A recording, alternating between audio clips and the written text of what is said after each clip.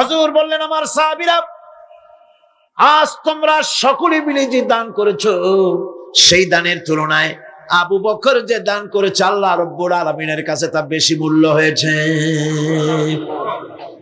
মনের মধ্যে অনেকের প্রশ্ন জাগলো, কেমন করে তা হলো? আমরা এত এত দিলাম। হুজুর জিজ্ঞেস করলেন, ও সাহাবী, তুমি কত দিয়েছো, বাড়ি কত আছে? তিনি বললেন, এত দিছি, এত আছে। তুমি কত দিয়েছো, কত রেখে এসেছো? প্রত্যেকে এরকম বলল।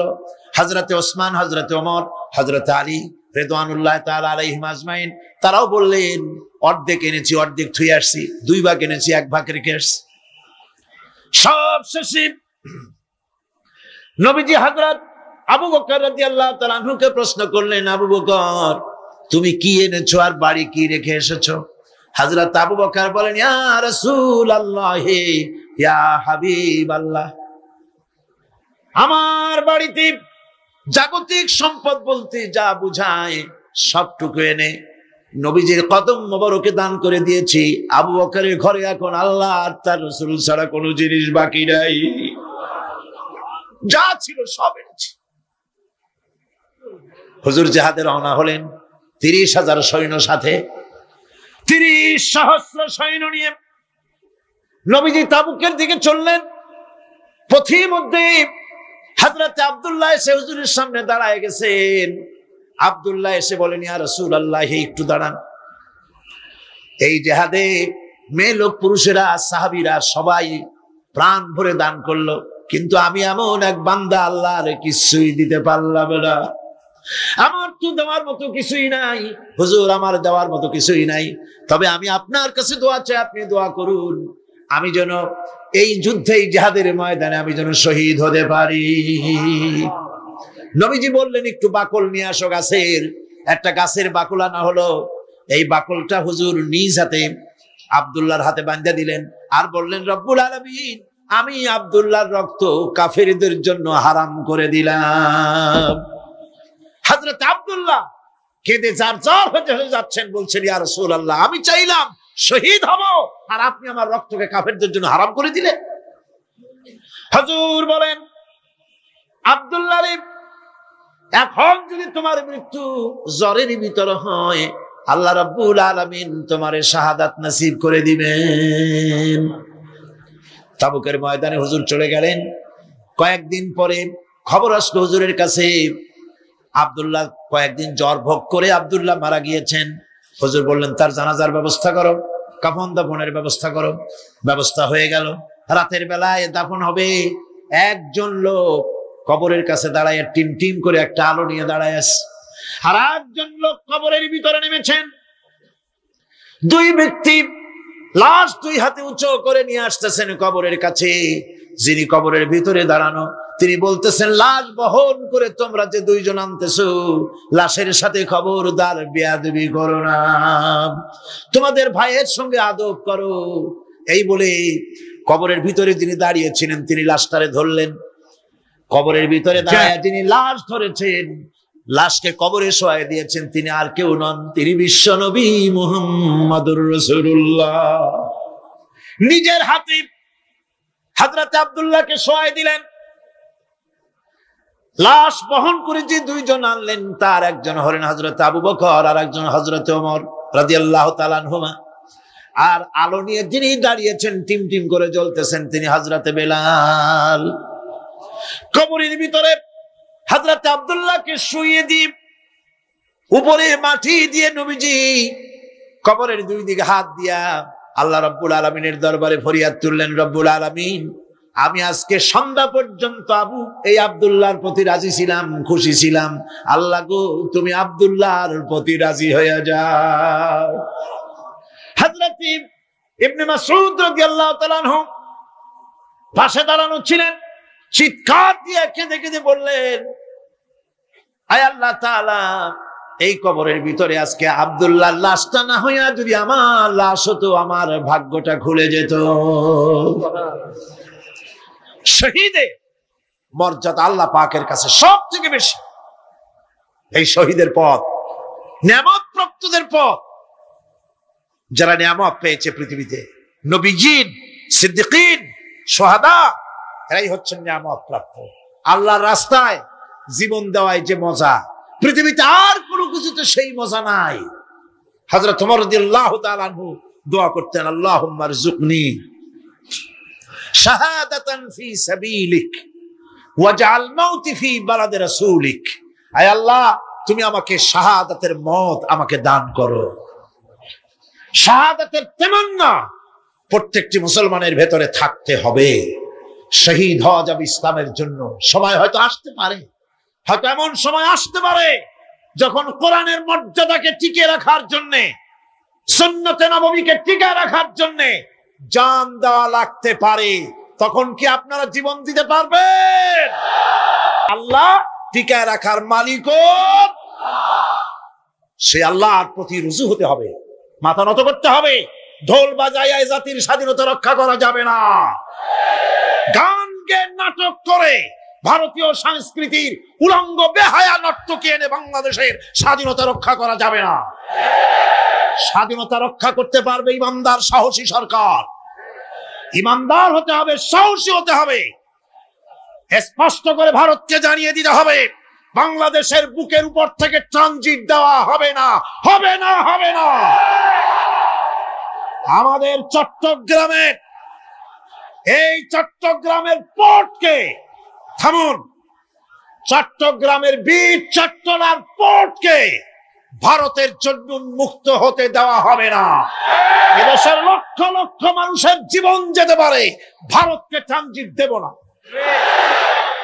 ভারতকে ট্রানজিট দেওয়ার অর্থ হলো ভারতের সেনাবাহিনীকে বাংলাদেশকে ওয়েলকাম করা, ভারতের ডেঙ্গু জ্বর, তাদের এইডস রোগ বাংলাদেশে আমদানি করা, বাংলাদেশকে ভুটান সিকিমের মতো ভারতের গোলাম বানিয়ে দেওয়া।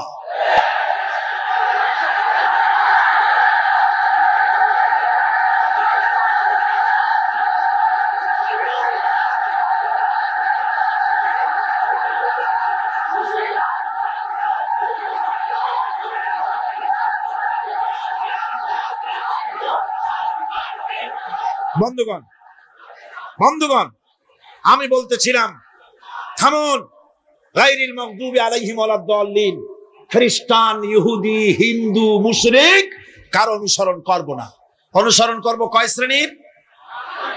4 শ্রেণীর। নবীয়িন, সিদ্দিকিন, শুহাদা, সালেহিন। কোন আলহামদুলিল্লাহ। এরপর আমরা মুসলমান, কিন্তু আমাদের বিবাহ অনুষ্ঠান যখন হয়, এই বিবাহ অনুষ্ঠানগুলি আমরা কি মুসলমানদের মতো করি? জবাব চাই, করি? আপনারা যে হলুদ অনুষ্ঠান করেন, শরীয়তের কোন জায়গায় আছে? এই হলুদ অনুষ্ঠান হিন্দুদের কাছ থেকে আমদানি হয়েছে। একটা হলুদ অনুষ্ঠানে যা খরচ হয় তা দিয়ে 6টা বিয়ে করানো যায়। সুতরাং আজ থেকে তওবা করুন, আমরা আর হলুদ অনুষ্ঠান করব না। রাজি আছেন? রাজি আছেন? বিবাহের নামে অপসংস্কৃতির জায়গা আমরা করে দিতে পারি না। যৌতুক যেমন হারাম, গত মাহফিলে বলেছি, মনে আছে না? মনে আছে কিনা? যৌতুক যেমন হারাম। যৌতুক কি আপনারা নেবেন নাকি?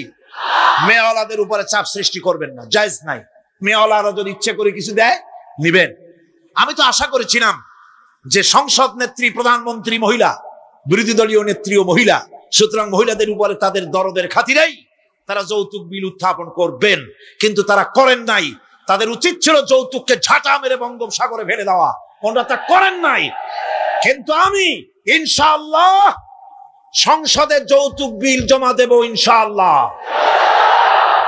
আমি একা অথবা আমরা 3 জন যাই হই, সংসদে আমি কখনো একাকিত্ব ফিল করি না, কারণ আল্লাহ রাব্বুল আলামিন আমার সাথে আছেন। এই যৌতুক বিরোধী বিল উত্থাপন করে যৌতুক বন্ধ করতে হবে। 2 নম্বরের কথা হচ্ছে, মেয়েওয়ালারা তারাও আবার একটা খারাপ কাজ শুরু করেছেন, সেটা হলো বেশি পরিমাণের মহারানা চাপায় দেওয়া। মহারানা এটা শরীয়ত কোনো বাধ্যে টেন্দে দেয় নাই। ছেলেপক্ষ যদ্দূর দিতে পারে সেইটা মেয়েওয়ালাদের আন্দাজ থাকা উচিত। অহেতুক যৌতুক, অহেতুক মহারানা চাপায় দিবেন না।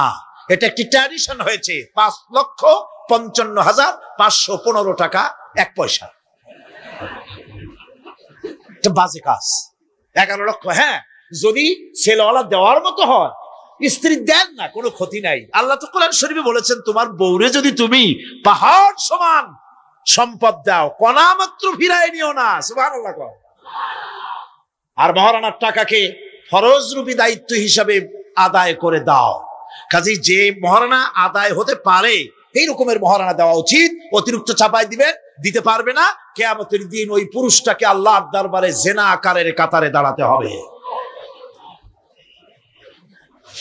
আমাদের বিবাহ সম্পর্কে এই কথাটা বললাম, মনে রাখবেন, যৌতুক নিবেন না, আর অতিরিক্ত মহারানার বোঝাও চাপাই দিবেন না, তবে যা দিতে পারে সেই রকমই আপনারা দিবেন। এরপর আর একটা জিনিস আমাদের দেশে চালু আছে, যা হিন্দু খ্রিস্টানদের সঙ্গে মিলে যায়, তা হচ্ছে কোন সম্মানিত লোক মারা গেল, তার জন্য নীরব হয়ে দাঁড়ায় থাকা। আমাদের পার্লামেন্টের একজন সদস্য মারা গেলেন, সংসদে প্রস্তাব উঠলো 1 মিনিট নীরব হয়ে দাঁড়ায় থাকা। আমি বললাম, স্পিকার সাহেব, 1 মিনিট দাঁড়ায় থাকলে যদি সওয়াব হয়, তো 1 মিনিট কেন, আসুন আমরা 25 মিনিট খাড়াই থাকি। আর যদি কোনো সওয়াবই না হয়, তাহলে এই প্রহসন কেন? আমরা তো আমাদের মা বাপের কবরের কাছে গিয়া কোনোদিন ভূতের মতো খাড়াই থাকি না, সেখানে তো অবশ্যই আমরা দোয়া দুরূদ পড়ি, ঠিক কিনা? বললাম, স্পিকার সাহেব, আমার মাহফিল যদি হতো তা আমি বলতাম সূরা ফাতিহা পড়েন, ইখলাস পড়েন, দরুদ শরীফ পড়েন। এটা আপনার মাহফিল, এটার গার্ডিয়ান আপনি, এটার অভিভাবক আপনি। আপনি সকলকে বলেন সূরা ফাতিহা, সূরা ইখলাস পড়তে। মাননীয় সম্মানিত স্পিকার সাথে সাথে বললেন সকলকে, আপনারা ফাতিহা পড়েন, ইখলাস পড়েন, দরুদ শরীফ পড়েন। আলহামদুলিল্লাহ, বলেন আলহামদুলিল্লাহ। আমরা চেষ্টা করছি সংসদের ভেতরে একটা গুণগত পরিবর্তন আনার জন্য। আল্লাহ যেন তৌফিক দেন, জনগণ আমিন। ভাইরা আমার, সুতরাং এই সমস্ত হচ্ছে খ্রিস্টান ইহুদিদের কাস্টমস, তাদের ট্র্যাডিশন, এর সাথে আমাদের কোনো সম্পর্ক নাই। হিন্দুরা খ্রিস্টানেরা কেউ মরে গেলে পরে দাঁড়ায় থাকুক, শুয়ে থাকুক, যেমনি পারে তেমনি করুক, কিন্তু আমি তো মুসলমান, আমি কি?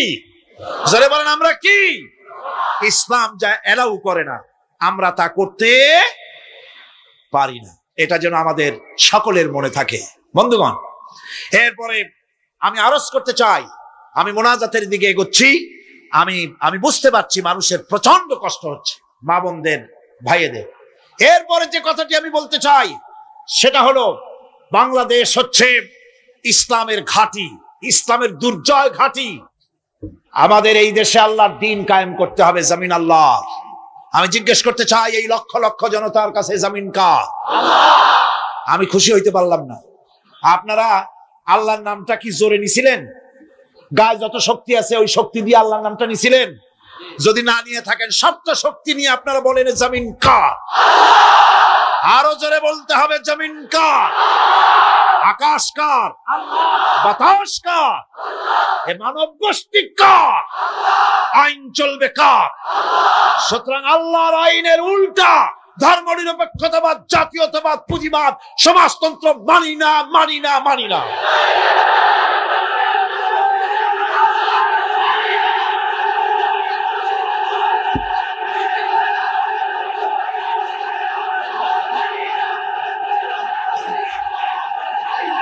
আল্লাহর এই জমিনে, সরে যাও, আল্লাহর এই জমিনে প্রয়োজন হচ্ছে আল্লাহর দ্বীন প্রতিষ্ঠার জন্য ঐক্যবদ্ধ প্রচেষ্টা। এজন্য চাই ওলামা মাশায়েখদের ঐক্য। কি চাই? ওলামা মাশায়েখদের ঐক্য চাই। কথা ঠিক কিনা? কিন্তু আমাদের দেশের এক শ্রেণীর ওলামা আছেন, তাদের প্রতি সম্পূর্ণ শ্রদ্ধা জানিয়ে বলছি, ওনারা বুঝতে পারেন না, ওনাদের অজান্তেই ওনাদেরকে নির্বাচনে খাড়া করে দেয় পয়সা দিয়া। হুজুর আপনার খরচ হবে না, যা লাগে দিয়ে দেব। আপনার মতো লোক যদি নির্বাচন না করে, আপনি যদি পার্লামেন্টে না যান, তো পার্লামেন্ট দিয়ে হবে কি? ওই হুজুর বোঝেন না যে আমি পার্লামেন্টে যাই করবোটা কি? ওখানে যাই কড়িকাঠ, জানলার দরজা কয়টা গুনিয়ে গুলি দিতে পারবে না। ওনার জামানত বাজেয়াপ্ত হবে, উনি তা নিজেও জানেন। তারপরেও ইসলামী আন্দোলনের একটা লোক যদি ফেল করানো যায়, সেজন্যই সম্পূর্ণ ইখলাসের সাথে উনি দাঁড়ায় যান। আর এজন্য পার্শ্ববর্তী দেশ থেকে কিছু লোক আসেন, তারা এসে এদেশের মুসলমান এবং ওলামাদের মধ্যে অনৈক্য ঘটায় যান। তারা যত বড় আলেম হোক আর পীর নামের হোক, আমি তাদেরকে সাবধান হতে বলি, আপনার রাজনীতি আপনার দেশে করুন, আওলাদ রাসূলের নাম লাগাইয়া বাংলাদেশের রাজনীতিতে নাক গলাবেন না।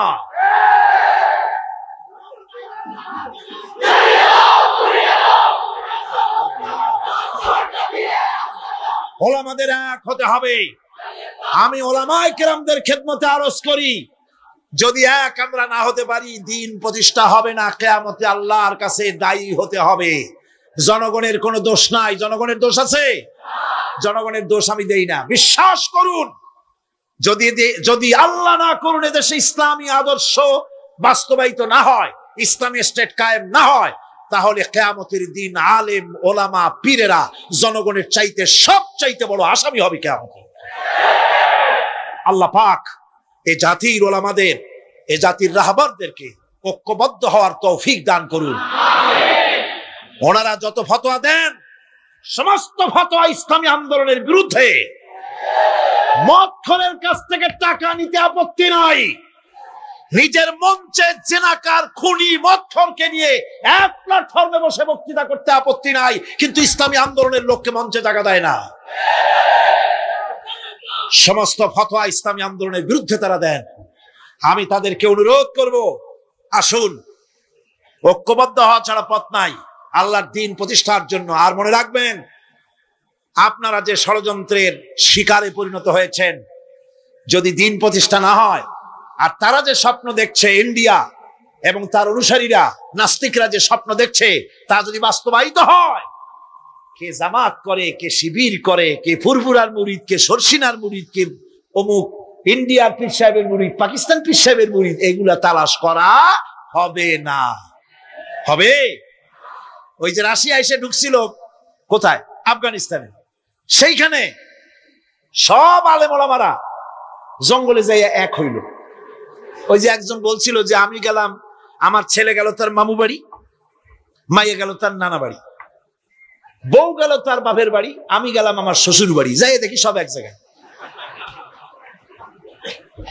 এই লোকগুলি আলেম ওলামা পীর বুজুর্গ সব গিয়া পাহাড়ের মধ্যে এক জায়গায় হয়েছে। হায় হায়, সুন্নি, কড়া সুন্নি, গোলাপি সুন্নি, ওহাবি, ঠান্ডা সুন্নি, তারপরে দেওবন্দি, সব এক জায়গায়। হায় হায়, কি সর্বনাশটা করলাম। যদি ঐক্য থাকতাম তাহলে কি আলাসি আমাদের উপরে হামলা হতে পারতো, করতে পারতো? চোখের পানি ফেললো, কানলো, একে অপরকে জড়াই ধরলো। তখন অনেক সর্বনাশ হয়ে গেছে, অনেক জীবন দিতে হয়েছে এই ঐক্যের পর। তারপরে আল্লাহ মেহেরবানি করেছেন তওবা করার কারণে। কিন্তু আমাদের দেশে অনৈক্যের কারণে, আল্লাহ না করুন, যদি এখানে ইসলামের দুশমন যারা, আজ তো তারা রেডিওতে বসে আছে, আজ তো তারা টিভিতে বসে আছে, আজ তো তারা নাটক তৈরি করে, আজ তারা সিনেমা তৈরি করে। गुलिस्तान के हर शाख पर उल्लू बैठे हैं, फिर अंजाम गुलिस्तान क्या होगा। ফুল বাগিচার ডালে ডালে হুতুম বেচারা বসে আছে, এ ফুল বাগানের অবস্থা কি হবে? নাস্তিক, মুরতাদ, বেঈমান সব এগুলিকে দখল করে আল্লাহর দ্বীনকে বুড়ো আঙ্গুল দেখাবার প্রচেষ্টা চালাচ্ছে। যদি তাদের স্বপ্ন কামিয়াব হয়, তাহলে মনে রাখবেন ওই কাবলির মতো, যে কাবলি এসে দেখছিল যে বাঙালি ছেলে, বাংলাদেশি ছেলে, সে জাম খেতেছে, জিজ্ঞেস করছে তুম সব ক্যা খায়া করতে হো? বলছে হাম সব জাম খায়া করতে হ্যাঁ। কাবলি বলছে হাম খা सकते हैं, क्यों नहीं, जरूर तशरीफ लाइए दरख्त पर और मजे से खाइए। আসেন, গাছে ওঠেন, জমের খাওয়া খান। কাবলি উঠছে, এখন ও তো আর বোঝে না যে কোনটা ভালো লাগবে, কাঁচা পাকা যা পায় তাই খায়, মুখ কেসে কষে ভরিয়া কয় এত মজা লাগে না, মজা লাগবে কোনটা, কেমনে কি তোমরা খাও কেন? ছেলে বলতেছে দেখো কালা কালা যেগুলি আছে ওইগুলো খাও, এগুলি হলো মজা। সে তখন কালো কালো খাচ্ছে, ওই কালো জামের উপরে বসা ছিল কালো ভ্রমর। আপনারা কি কন? ভ্রমর, এই ভ্রমর বসা আছে জামের উপর। কাবলি তো আর বোঝে টোঝে নাই, ভোমরা শুদ্ধা ধরছে। কাবলির হাতের মধ্যে ভ্রমর পড়ছে। এখন কাবলির হাত তো বোঝেন সাগর কলার মতো আঙ্গুল, ওর ভিতরে ভ্রমর পড়ে ভোঁ ভোঁ করছে। काबली बोलছে भों करो भां करो छोड़ेगा नहीं, काले काले जितने पाएंगे सब खा छोड़ेंगे। কালো পাইনি হয়েছে। সুতরাং ইসলাম বিরোধীরা যদি সুযোগ পেয়ে যায়, দেওবন্দি মাদ্রাসায় কে পাশ করেছো, পটিয়াকে, হাটহাজারীকে, ফুরফুরাকে, শর্ষিনাকে, দেওবন্দিকে, আলিয়াকে দেখা হবে না, পাইকারি ধরে দাড়ি টুপি ধরে ধরে হত্যা করা হবে।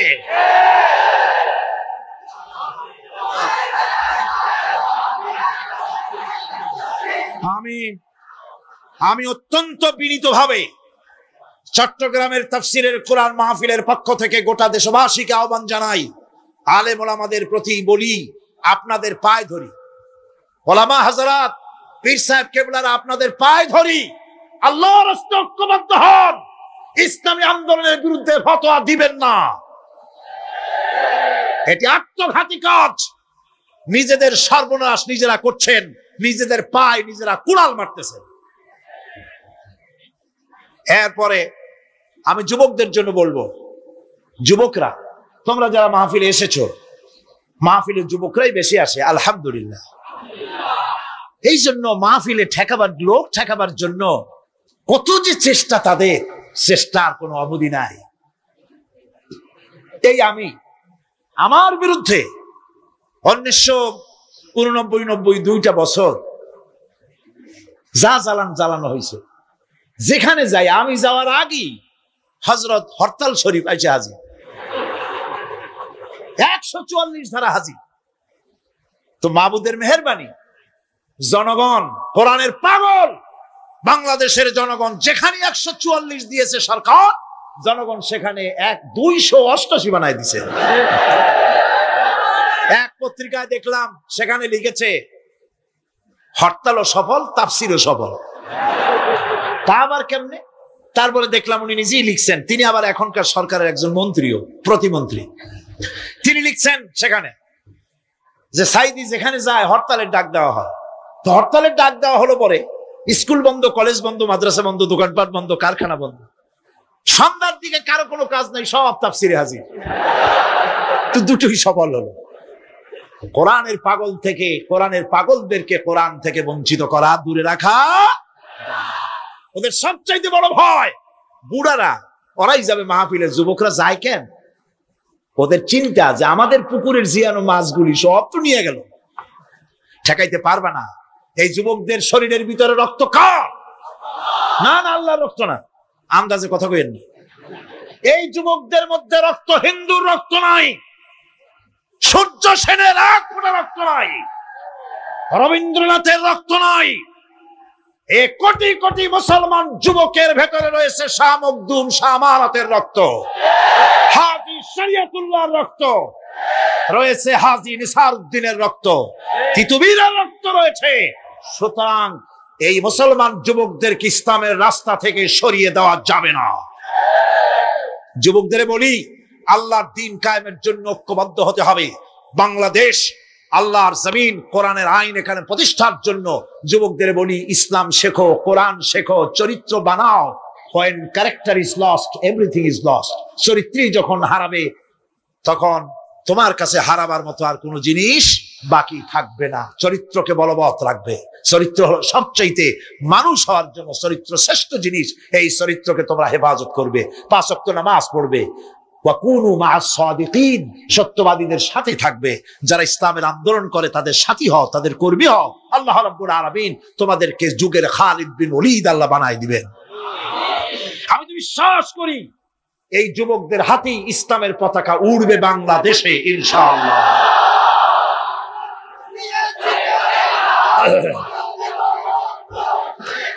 এই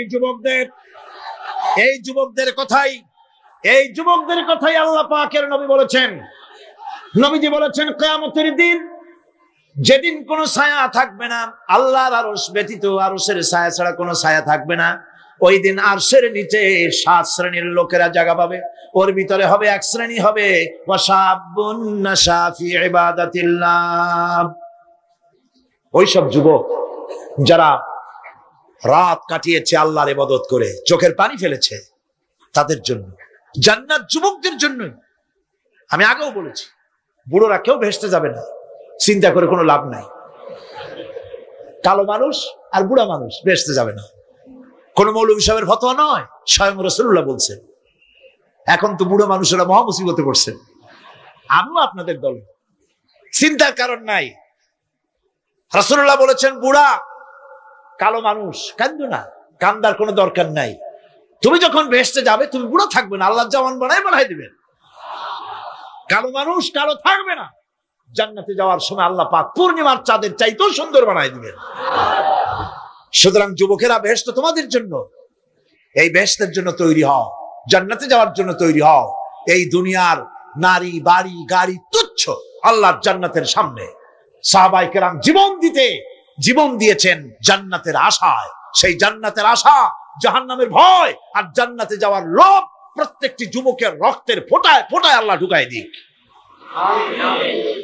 যুবতী মেয়েদেরকে বলবো, ছাত্রী যারা এসেছেন মহিলাদের মধ্যে, এদেশে ইসলামী ছাত্রী সংস্থা নামে একটি সংস্থা আছে, মেয়েদেরকে দ্বীন শিখায় তারা। যেখানে মেয়েরা তাদের সতীত্ব বজায় রাখতে পারে না, দ্বীন শিখতে পারে না, সেখানে কলেজে, বিশ্ববিদ্যালয়, হাই স্কুলে ইসলামী ছাত্রী সংস্থা একটা নিয়ামত। জোরে কোন আলহামদুলিল্লাহ। সব ভাইদেরকে আর মায়েদেরকে বলবো, আপনারা আপনাদের মেয়েদেরকে ছাত্রী সংস্থার সাথে দ্বীন শেখার জন্য, ঈমান শেখার জন্য, চরিত্র শেখার জন্য আপনি তাকে দিয়ে দেন। 1 বছর 6 মাস পরে ওই মেয়েকে দেখলে আপনার চোখ ঠান্ডা হয়ে যাবে। আলহামদুলিল্লাহ, দিনদার হবে, নামাজি হবে, পরেজগার। এরপরে যুবকদের কথা বললাম, যুবতী মেয়েদের কথা বললাম, এখন বলবো আমি সরকারি অফিসারদের কথা। সরকারি অফিসার যারা, প্রশাসনিক দায়িত্বশীল যারা, তারা হচ্ছেন আমাদের সবচেয়ে নিকটতম লোক। তারা জনগণের খেদমত করছেন। আলহামদুলিল্লাহ, সকলে কোন আলহামদুলিল্লাহ। আমি দোয়া করি তাফসীরের মাহফিলের পক্ষ থেকে সরকারি অফিসার যারা, ম্যাজিস্ট্রেট আছেন, জজ আছেন, ডিসি আছেন, এনডিসি আছেন, এডিসি আছেন, টিএনও আছেন, সর্বস্তরের সচিব থেকে শুরু করে দারোগা পর্যন্ত সর্বস্তরের প্রশাসনিক দায়িত্বশীল ব্যক্তিবর্গকে আল্লাহ রাব্বুল আলামিন ঈমানী যোগ্যতার সাথে সরকারি দায়িত্ব পালনের তৌফিক দিন। তবে একটা কথা বলবো, আপনি যে দায়িত্বে আছেন, আপনি সরকারকে খুশি করার জন্য অবৈধ কাজে লিপ্ত হবেন না। আপনার বিবেক যদি বাধা দেয়, বিবেককে ফাঁকি দিয়ে অন্যায় কাজে হাত দিবেন না। এক শ্রেণীর লোক আছে, যে সরকার আছে সেই সরকার কি বলে আপনার জন্য আমরা তো অপেক্ষা করতেছিলাম। এরা হলো বীরবলের মতো। সম্রাট আকবরের নাম মনে আছে আপনাদের? তার কত রত্ন ছিল দেখছেন? কেউ কয় 5 রত্ন, কেউ কয় 6 রত্ন। ইতিহাস ভুলবেন না, ইতিহাস মনে রেখে। নবরত্নের এক রত্ন ছিল, নাম হলো বীরবল। সম্রাট বাজারে গিয়েছে, তরকারি দেখতে গিয়ে বেগুন চোখে পড়েছে। বেগুন দেখে খুব লক্ষ্য করে দেখছে। বীরবল বলছে, জাহাপানা খুব পছন্দ নাকি? দেখতে তো খুবই সুন্দর। বীরবল বলছে, জাহাপানা এই যে বেগুন, এটার নাম হচ্ছে বাগুন, অর্থাৎ এর অনেক গুণ। এটা যদি ভর্তা করে খান আপনার মাথার চুল কখনো উঠবে না। এটা যদি ভাজি করে খান আপনার স্বাস্থ্য ক্রমেই ভালো হবে। এটা যদি আপনি তরকারি মাছের সাথে মিলায় খান আপনার রাজত্ব আরো দীর্ঘায়ু হবে।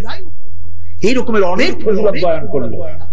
তারপরে বলে, ঠিক আছে কেন? ওগুলো কেনা হইলো, রান্না হইলো, জনমের খাওয়া খাইলো। আর এখন বেগুন জন্মের খাওয়া খাইলে যা হয়, টয়লেট রিজার্ভ। মেজাজ খারাপ সম্রাটের। বীরবল এসে দেখে মেজাজ স্ট্রং হয়ে আছে। বাদশা, জাহাপানা কি হয়েছে? আরে বেটা, তুমি কি তরকারি ফজিলত বয়ান করলা? আমার তো পেটের ব্যথায় অস্থির। কয়, হুজুর এই একটা তরকারি নাকি, ওটার নাম তো বেগুন, ওর কোনো গুণই নাই। এটা খাইলে পরে কাখাউস হয়, পাতলা হয়, একজিমা হয়, ব্রঙ্কাইটিস হয়, নিউমোনিয়া হয়। এটা খাইলে পরে কত লোক মারা গেছে কলেরা বসন্ত হইয়া। এটা একটা তরকারি? আকবর কয়, সর্বনাশ, আমার তো পেটের ব্যথা সেরে গেছে তোমার এই বক্তৃতা শুনে। বলে, কিরকম? কালকেই বেগুনের এত ফজিলত বর্ণনা করলে, আর আজকে বেগুনের এত কুচ্ছা বলছো তুমি, একই মুখে দুই রকম। বীরবল বলছে, জাহাপানা কিছু মনে নেবেন না, আমি তো বেগুনের চাকরি করি না, আমি তো জাহাপানার চাকরি করি।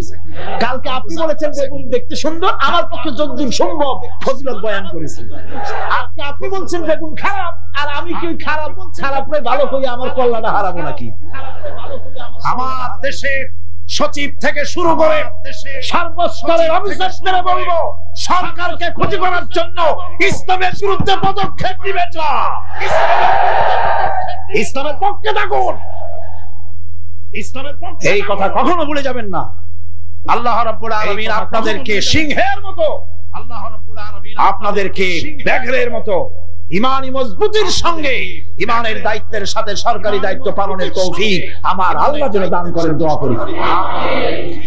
এরপরে বলবো আমার মা বোনদের কথা, যারা কষ্ট করে এসেছেন। আমরা মোনাজাতের দিকে ক্রমে এগিয়ে যাচ্ছি, বক্তব্য শেষ পর্যায়ে এসেছি। মা বোন, আমাদের বোনেরা, আমাদের মায়েরা আমাদের কাছে সবচাইতে সম্মানের পাত্রী, কোন আলহামদুলিল্লাহ। আসতে বললেন কেন? সকালবেলা এখানে মহিলা অনুষ্ঠান হয়েছিল, হাজার হাজার মা বোনেরা এসেছিলেন। একজনে প্রশ্ন করলেন যে স্বামীর পায়ের তলে নাকি স্ত্রীর জান্নাত। আমি বলেছি এটা বাজে কথা, মিথ্যে কথা। স্বামীর পায়ের তলে রাসূলুল্লাহ এরকম কথা কখনো বলেন নাই, বরং হুজুর বলেছেন মায়ের পায়ের তলে সন্তানের জান্নাত। আলহামদুলিল্লাহ। আমি আগেও বলেছি আমরা পুরুষ, আমাদের পায়ের তলে জুতা, আর আপনারা পর্দার আড়ালে আমাদের বোনেরা মায়েরা, আপনাদের পায়ের তলে আল্লাহর জান্নাত। আপনারা খাদিজার উত্তরসূরি, আপনারা ফাতেমার উত্তরসূরি, আপনারা হযরত আয়েশার উত্তরসূরি। আপনাদের সতীত্বকে বিনষ্ট করার জন্য এক শ্রেণীর বুদ্ধিজীবীরা আপনাদেরকে ময়দানে নামাতে চায়। ইসলাম আপনাদেরকে অধিকার দিয়েছে, এত বড় অধিকার কেউ দেয়নি। আমি সবসময় বলি, মায়েরা বোনেরা, আমার দেশের মুসলিম মহিলারা যদি জানতেন ইসলাম তাদেরকে কি মর্যাদা দিয়েছে, এটা যদি তারা জানতেন, তাহলে ইসলামের দেওয়া অধিকারটা পাওয়ার জন্য তারা রাস্তায় নেমে মিছিল করতেন যে শুধু ইসলাম আমাদের যে মর্যাদা দিয়েছে সেইটা ফিরায় দাও, আর কিচ্ছু চাই না, ওইটাই ফেরত দাও। মা বোনেরা, ইসলাম প্রতিষ্ঠিত হলে পরে বাংলাদেশে যদি ইসলাম কায়েম হয়, আপনাদের চাকরি, শিক্ষা, ব্যবসা, আপনাদের সবটা ইসলাম সংরক্ষণ করবে। অর্ধেক জনশক্তি নারী, আপনাদেরকে অবহেলা কেউ করতে পারবে না। রাসূলুল্লাহ করেন নাই, আল্লাহ করেন নাই। রাসূলের মসজিদে আল্লাহর নবী নিজে মহিলাদের জন্য জায়গা করে দিয়েছেন। আজও মসজিদে নববীতে বাবুন নিসা, মহিলাদের জন্য আলাদা দরজা রিজার্ভ হয়েছে। আলহামদুলিল্লাহ, আলহামদুলিল্লাহ। আমার মা বোনেরা, আলাদা দরজা। রাসূলুল্লাহ সাল্লাল্লাহু আলাইহি ওয়াসাল্লামের সব ছেলেরা, ছেলে মারা গেলেন, বেঁচে ছিলেন সব মেয়েরা। এমন একটা হাদিস খুঁজে পাওয়া যাবে না যে আল্লাহর নবী দোয়া করে বলেছিলেন আল্লাহ ছেলে মরে গেল, আমার একটা ছেলে দাও। মেয়েতেই সন্তুষ্ট ছিলেন, কোন আলহামদুলিল্লাহ। আমার হুজুর বলেছেন বিদেশে যাবে, বাজারে যাবে, কিছু না কিছু উপহার সামগ্রী বাড়ি কিনে নিয়ে যাও, আর ঘরের মধ্যে ঢুকে প্রথমেই দিবে, মেয়েকে দিয়ে দেওয়া শুরু করবে। সুবহানাল্লাহ, কত ইচ্ছা করে না মেয়েরা? প্রথমে কারে দিবা? মনে রাখবেন আপনারাও, প্রথমে মেয়েকে দিবেন, প্রথমে মেয়েকে দিবেন, মেয়েকে যত্ন করবেন। অনেক কপাল পোড়া পুরুষ আছে, বারবার মেয়ে হয় দেখে মুখটা কালো হয়ে যায়, বউকে তালাক পর্যন্ত দেয়। এগুলি জায়েজ। মেয়ে নিয়ামত, মেয়ে কি নিয়ামত। মেয়েদেরকে সম্মান করুন, মেয়ে জাতিকে সম্মান করুন। বউকে পত্র পত্রিকায় দেখি স্কুল যখন ছুটি হবে, girls school, girls high school, girls college ছুটি হবে যখন, বা ক্লাস শুরু হবে যখন, রাস্তার পাশে এক শ্রেণীর বখাটে ছেলেরা গিয়ে দাঁড়ায় থাকে, শীষ দেয়, বাজে কথা বলে। আশ্চর্য কথা, তুমি কি তোমার এক মায়ের পেটে আসনি? তোমার মা নাই, তোমার বোন নাই, তুমি অন্য মেয়েদের দিকে তাকায়া তাকে উত্ত্যক্ত করো, তোমার লজ্জা করে না? ইসলামী গভর্নমেন্ট যদি আসে, কারো বাবার ক্ষমতা নাই, মেয়ে লোকের দিকে চোখ তুলে অন্যায় ভাবে তাকায়, আজ এসিড মারে, কোনো শাস্তি হয় না। ইসলামী গভর্নমেন্ট আসলে পরে এসিড মারা তো দূরের কথা, শীষ কেউ দিতে পারবে না, উত্ত্যক্ত করতে পারবে না। মা বোনেরা, আপনাদের অস্তিত্বের জন্য, আপনাদের সতীত্বের জন্য, আপনাদের অধিকার প্রতিষ্ঠার জন্য ইসলামের চাইতে গ্যারান্টি আর কোথাও নাই। সবটা গ্যারান্টি কোথায় আছে? ইসলাম। সুতরাং সমস্ত পুরুষদের বলবো, নারী জাতিকে সম্মান করার জন্য। নারী জাতিকে আল্লাহ পাক সম্মান দিয়েছেন, রাসূল করিম সাল্লাল্লাহু আলাইহি ওয়াসাল্লাম সম্মান দিয়েছেন। আল্লাহর নবী বলেছেন, নবীজির কাছে প্রশ্ন হয়েছে খেদমত করব কার? হুজুর বলেন তোমার মায়ের, তারপরে কার? তোমার মায়ের, তারপরে কারো? তোমার মায়ের, তারপরে কারো? তোমার পিতার। আল্লাহর নবী মা বাপের চাইতে মায়ের মর্যাদা 3 গুণ বাড়াইয়া দিলেন। সে যে মাই হোক, আপন মা হোক আর সৎ মা হোক, মায়ের মামাই। মা যদি নামাজ না পড়ে, রোজা না রাখে, চরিত্র যদি খারাপ হয়, মাকে চোখ রাঙাইয়া কথা বলা যাবে না। সুবহানাল্লাহ কোন? চোখ রাঙায় কথা বলা যাবে না, ধমক দেওয়া যাবে না, সেনসিটিভ পয়েন্ট। বুখারী শরীফের হাদিস, মা বাপ খুশি আল্লাহ খুশি, মা বাপ নারাজ আল্লাহ নারাজ। মা বাপকে অসন্তুষ্ট করে বেহেশতে যেতে পারবেন না। মা বাপকে খুশি করেন, মাকে সম্মান করুন, মহব্বত করুন। আল্লাহ শিখাই দিয়েছেন। মা বাপ এমন সেনসিটিভ পয়েন্ট যে ব্যবহারটা আল্লাহ শিখাইছেন। কে শিখাইছেন? আল্লাহ রাব্বুল আলামিন বলেন, ওয়াকুল লাহুমা কাওলান কারীমা। মা বাপের সঙ্গে সম্মানজনক কথা বলো, খবরদার বেয়াদবি করবে না। আর মা বাপের জন্য, তাদের জন্য আমি আল্লাহ রাব্বুল আলামিনের কাছে দোয়া করো, রব্বিরহামহুমা কামা রাব্বায়ানি সাগীরা। পড়েন সবাই, রব্বিরহামহুমা কামা রাব্বায়ানি সাগীরা। আল্লাহ রাব্বুল আলামিন শিখাই দিলেন, বান্দারে তোর মা বাপের জন্য আমার কাছে দোয়া কর, আয় আল্লাহ আমার মা বাপ যেমন ছোট্টবেলায় আমাকে স্নেহের কোলে লালন পালন করেছে, মাবুদ গো আমার মা বাপকে তোমার রহমতের কোলে লালন পালন করো। আল্লাহ শিখাই দিচ্ছে। হাদিস শরীফ এসেছে, হুজুর বসে আছেন মসজিদে নববীতে, সাহাবায়ে কেরাম বসা। এক বৃদ্ধা মহিলা প্রবেশ করেছেন মসজিদে, হুজুর তাকে দেখে দাঁড়ায় গেলেন। মহিলা আসার পর নবীজি নিজের গায়ের চাদর বিছিয়ে দিলেন। মহিলা চলে যাওয়ার পর সাহাবায়ে কেরাম জিজ্ঞেস করলেন, হুজুর একজন সাধারণ মেয়ে লোকের জন্য হুজুর নিজের চাদর বিছাইলেন, বুঝলাম না ফজিলত কি, চিনলাম না মেয়ে লোকটাকে। হুজুর বলেন, সাহাবীরা চাদর তো ভালো, হক তো আদায় করতে পারি নাই, চিনতে পারো নাই, তোমরা বুঝতে পারো নাই। আমি দুনিয়া আসার পর আমার মায়ের দুধ আমার কিসমতে তেমন হয় নাই, আমি আমার মায়ের যত্ন তেমন পাই নাই, স্নেহ আদর তেমন পাই নাই। যার বুকের দুধ খাইয়া, যার কোলে কাখে চড়ে আমি বড় হয়েছি, ইনি আমার সেই দুধ মা হযরতে হালিমাতুস সাদিয়া। বন্ধুরা, মা যদি বেঁচে থাকে, রাত্রে বাড়ি গিয়ে পায়ে ধরুন, বলেন মা অন্যায় করেছি, জীবনে বহু বেয়াদবি করেছি, আমারে মাফ করে দাও। বিশ্বাস করুন, মা বাপের যদি খেদমত করেন, মা বাপ যদি রাজি থাকে, রিজকে, খাদ্যে, টাকায়, ইজ্জতে জীবনেও কষ্ট হবে না। মা বাপের খেদমত করুন, মা বাপকে ভালোবাসুন, শ্রদ্ধা করুন। আমার মায়ের, আমার বোনের, আপনারা যারা আসছেন, আপনারা আমাদের সম্মানের পাত্রী। ইসলাম আপনাদের কত অধিকার দিয়েছে প্রতি বছর বলেছি, আজ আর লম্বা কথা বলতে চাই না, শুধু বলি পর্দায় থাকুন, পর্দায় থাকুন, আপনার সম্মান আপনি রক্ষা করুন, পর্দায় চলাফেরা করুন, সন্তানদেরকে মানুষ করুন, তাদেরকে ইসলামের রাস্তায় চালান। মা বোনদের ব্যাপারে এই আরজ করছি, ঘরে ঘরে ইসলামের দুর্গ বানান। আপনার সন্তানদেরকে ইসলামের রাস্তায় আনেন, স্বামীকে নামাজি বানান, চরিত্রবান বানান, দিনদার বানান। এরপরে সব শেষে দেশের আইনজীবী, সাহিত্যিক, বুদ্ধিজীবী, সাংবাদিক, তাদের ব্যাপারে বলতে চাই, আপনারা জাতির বিবেক, আপনারা জাতির জন্য অনেক কিছু করতে পারেন। সাহিত্যিকরা, কবিরা, বুদ্ধিজীবীরা, সাংবাদিকরা অনেক অবদান রাখতে পারেন। আপনার একটা বেকায়দার খবর দেশের মধ্যে চাঞ্চল্যের সৃষ্টি করে দিতে পারে, আবার একটা ভালো খবর দেশের মধ্যে আমন আমান পয়দা করে দিতে পারে। ঠিক কিনা? ঠিক কিনা? সুতরাং সাংবাদিক বৃন্দ, আপনারা সম্মানের পাত্র, আপনারা নিজেদের সম্মানকে রক্ষা করে চলবেন। হলুদ সাংবাদিকতার পেছনে দৌড়াবেন না। প্রত্যেকটি কথা এবং কাজের জন্য আল্লাহর কাছে জবাবদিহি করতে হবে, এ কথা যেন সাংবাদিকদের মনে থাকে। আল্লাহকে ভয় করুন, আল্লাহকে ভয় করুন, আল্লাহকে ভয় করে সাংবাদিকতার মহান পেশায় নিয়োজিত থাকুন। হক কথা লিখবেন, জীবনের বিনিময় হক কথা বলবেনই।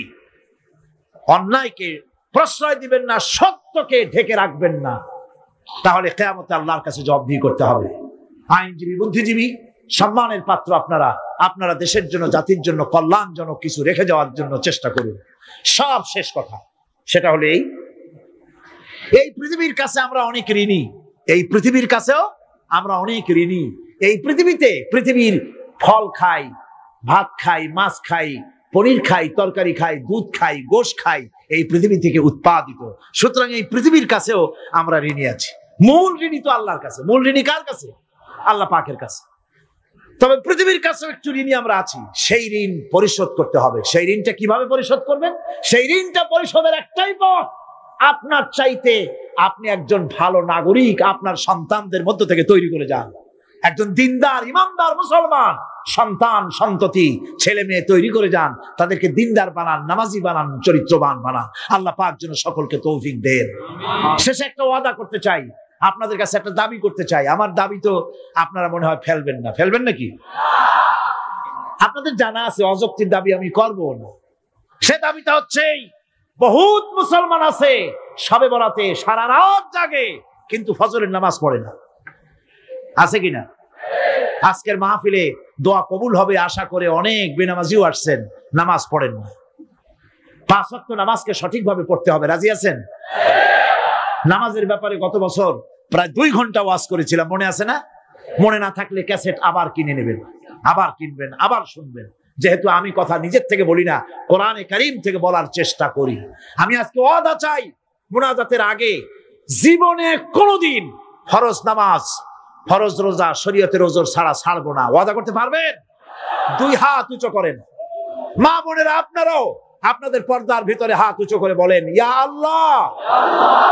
সকলে বলতে হবে, ইয়া আল্লাহ,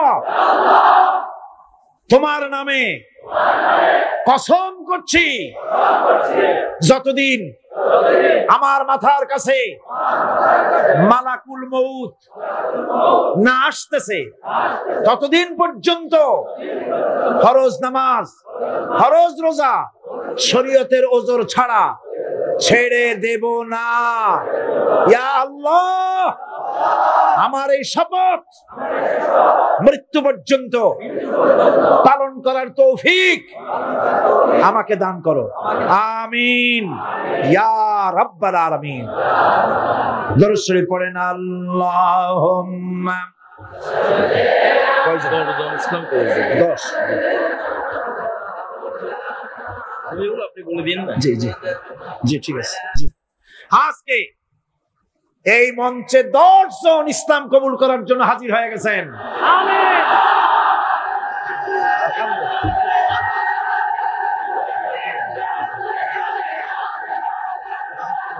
আলহামদুলিল্লাহ কোন? জোরে কোন আলহামদুলিল্লাহ।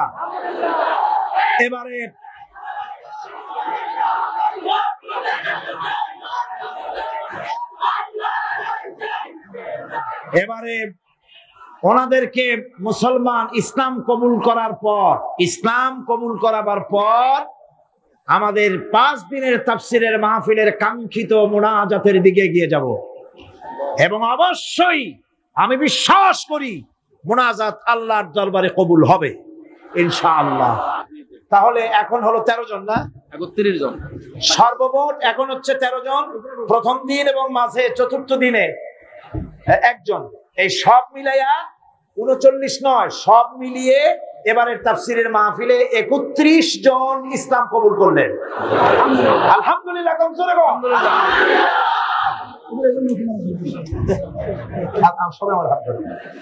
বিসমিল্লাহির রহমানির রহিম। লা ইলাহা ইল্লাল্লাহু মুহাম্মাদুর রাসূলুল্লাহ। আল্লাহ ছাড়া কোনো ইলাহ নাই, মাবুদ নাই, তিনি এক, তিনি এক। মুহাম্মদ সাল্লাল্লাহু আলাইহি ওয়াসাল্লাম আল্লাহর প্রেরিত রাসূল। আশহাদু আন্না লা ইলাহা ইল্লাল্লাহু ওয়াহদাহু লা শারীকা লাহু ওয়া আশহাদু আন্না মুহাম্মাদান আবদুহু ওয়া রাসূলুহু। আমি সাক্ষ্য দিচ্ছি আল্লাহ ছাড়া কোনো ইলাহ নাই, মাবুদ নাই, বাদশা নাই। তিনি এক, তিনি একক, তিনি নিরঙ্কুশ, তার কোনো অংশীদার নাই। আমি আরো সাক্ষ্য দিচ্ছি মুহাম্মদ সাল্লাল্লাহু আলাইহি ওয়াসাল্লাম আল্লাহর প্রেরিত রাসূল এবং তার বান্দা। সকলকে বলো আসসালামু আলাইকুম। জোরে জোরে সবাই দাও, সবাই দাও। এই নতুন মুসলমান মুসলিম বৃন্দ আপনাদের সকলকে বলেছে আসসালামু আলাইকুম। আপনারা প্রাণ ভরে সালামের জবাব দেন। মোনাজাতের জন্য সবাই নামাজের কায়দায় বসুন। তাশাহুদের অবস্থায় যেভাবে মানুষ বসে সেইভাবে করে বসুন। কেবলামুখী হয়েই বসুন। মাথা নিচু করে, চক্ষু বন্ধ করে মনিবের দরবারে এই লক্ষ লক্ষ গোলামেরা আল্লাহ পাকের শাহী দরবারে এখন আমরা হাত তুলবো, মনটাকে নরম করে, মাথাটাকে নিচু করে, চক্ষু বন্ধ করে মহান আল্লাহ পাকের দরবারে দাঁড়ানো ভাইরা বসে মোনাজাতে শরীক হই। আল্লাহুম্মা আমিন।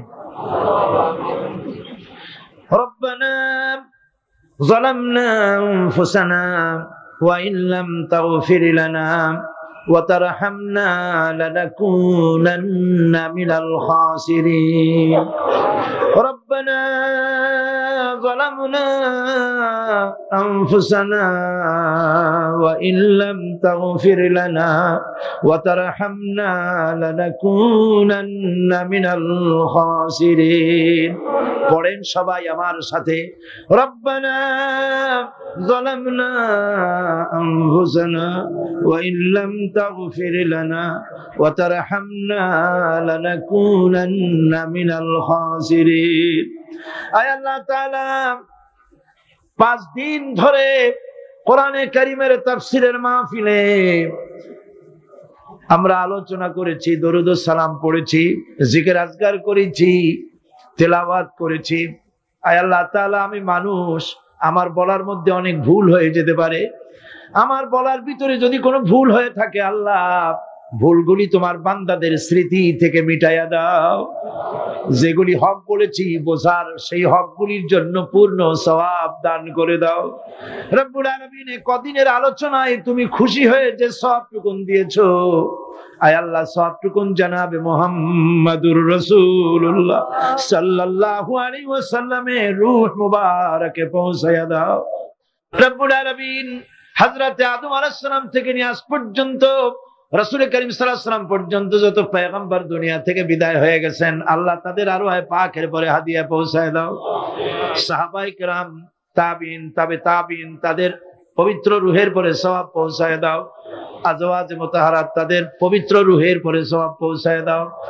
রব্বুল আলামিন तमाम পৃথিবীর বুকে উলামা, পীর, মাশায়েখ, আসফিয়ায়ে কেরাম, আউলিয়ায়ে কেরাম, মুসলমান মুমিনিন মুমিনাত দুনিয়া থেকে যারা বিদায় হয়ে গেছে কবরে তুমি সওয়াব পৌঁছায়া দাও।